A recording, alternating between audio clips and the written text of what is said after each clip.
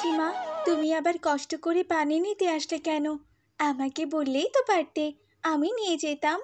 না রে মা, তোকে দিয়ে কাজ করাতে আমার মোটেই ভালো লাগে না। মা, কিন্তু আমার তো কাজ করতে খুবই ভালো লাগে, একটুও কষ্ট হয় না। তুমি এত চিন্তা কেন করছো?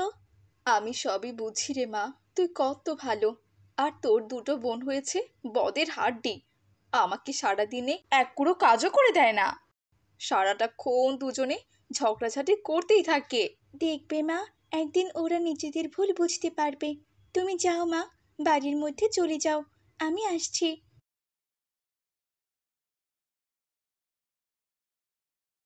আমার বোন দুটো কবে যে ওদের ভুল বুঝতে পারবে কে জানে, আর কবে যে মিলেমিশে থাকতে পারবে সেটাই আমি ভাবছি।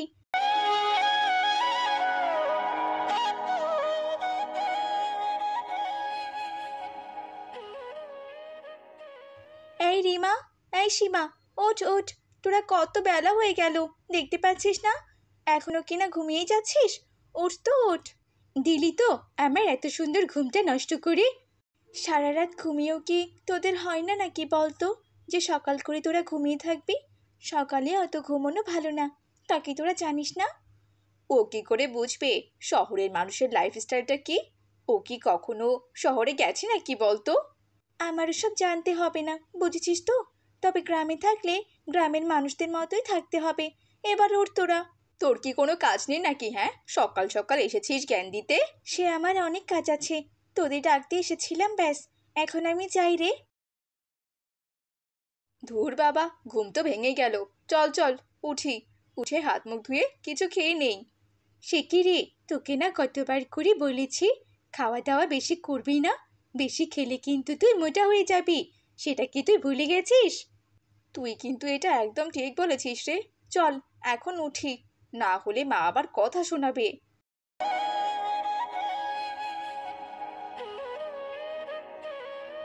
এত দেরি করে ঘুম থেকে উঠলে তো শরীর খারাপ করবেই। তাছাড়া ঘরের কাজেও তো একটু হাতে হাত লাগাতে পারিস, তাই না? আমরা কেন কাজ করব? কাজ করার জন্য তো কথা আছে। কথা তো আছেই।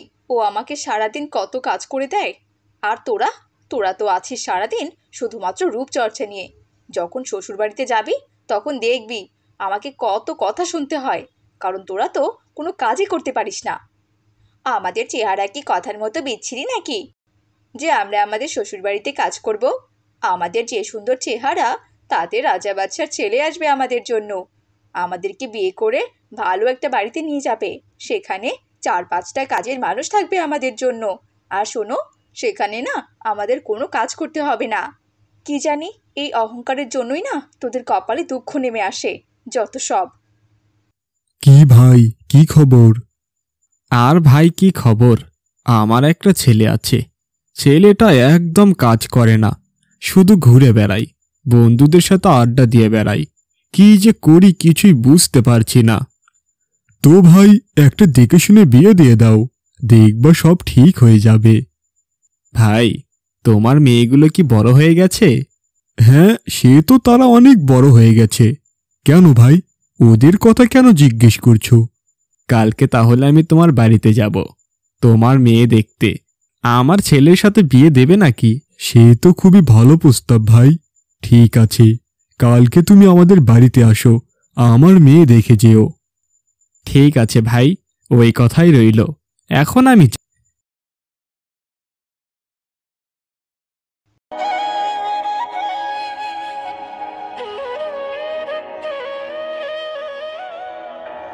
এ কি বাবা, তুমি চলে এসেছো? হ্যাঁ রে মা, আসলাম। সীমা আর রিমাকে একটু ডাকতো। ঠিক আছে বাবা, তুমি দাঁড়াও, আমি এক্ষুনি ডেকে আনছি। কি গো, তোমার হাতে আবার ওটা কি শুনি? ওই আর কি, মেয়েদের জন্য কিছু নিয়ে আসলাম। বাবা, তুমি কি আমাদের ডেকেছো? হ্যাঁ রে মা, এই নে। ও মা, কি সুন্দর চুড়ি! এ কি, তুমি ওদের জন্য চুড়ি নিয়ে আসলে আর কথার জন্য কিছুই আনলে না? কে বলল আমার কথা মায়ের জন্য কিছু নিয়ে আসিনি? আমার কথা মা তো ওদের মতো সাজুগুজু করে না, তাই কথার জন্য চুল বাঁধা লাল ফিতে নিয়ে এসেছি। কই কই, দেখি তো বাবা, দেখি তো ফিতাগুলো। যা তো মা যা, ফিতাগুলো দিয়ে সুন্দর করে চুল বেঁধে আয়, তোকে দেখতে খুব সুন্দর লাগবে। ইরে, তোর হাতে আবার ওটা কি? হ্যাঁ, বাবা আমার জন্য চুল বাঁধার লাল ফিতা এনেছে, দেখতে পাচ্ছিস না?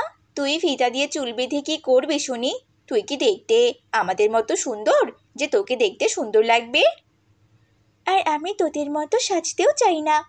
তুই যদি আমাদের মতো সুন্দর হতি তাহলে না হয় তুই সাজতি, তাহলে তোকে সুন্দর লাগতো।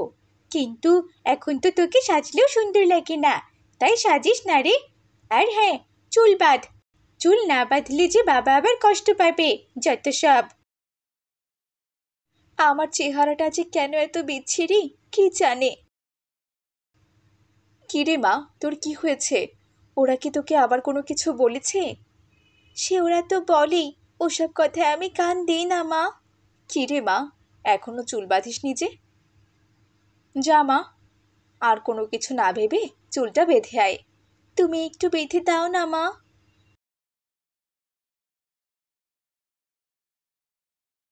কিরে, একটু ক্রিম নিবি নাকি? হ্যাঁ, না না, আমার ক্রিম লাগবে না, তোরাই নে।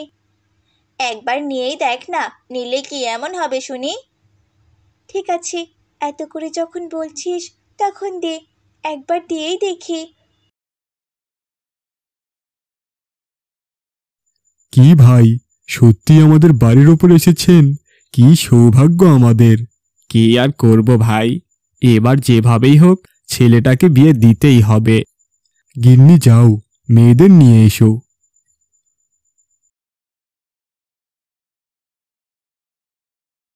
কিরে সীমারিমা, তোদের মুখের এ কি অবস্থা হয়েছে? এমন অবস্থা আবার কি করে হলো রে? মা, রাতে ওরা মুখে কি যেন লাগিয়েছে, আমাকেও দিয়েছে, কিন্তু আমার রাতে মুখে কেমন যেন অস্বস্তি হচ্ছিল, তাই আমি ধুয়ে ফেলেছি। ওরা না ধুয়ে ওভাবেই রেখে দিয়েছে, তাই ওদের এই অবস্থা হয়েছে। দেখেছিস তো দেখেছিস, অহংকারের কি ফল হয়, আর বেশি রূপচর্চা করলে না এমনই হয়। মা, আমরা আমাদের ভুল বুঝতে পেরেছি, আমরা ওর সাথে একদম ঠিক করিনি মা। যা হয়েছে আমাদের মাফ করে দাও, আমাকে দয়া করে মাফ করে দাও তোমরা, আর ওকেই নিয়ে যাও। এরপর কথাকে দেখে তাদের পছন্দ হয়ে যায়, আর সীমা আর রিমার চেহারা বিচ্ছিরি হয়ে যায়। আসলে কোনো কিছু নিয়ে অহংকার করা একেবারেই ঠিক না। অহংকারের ফল কখনোই ভালো হয় না।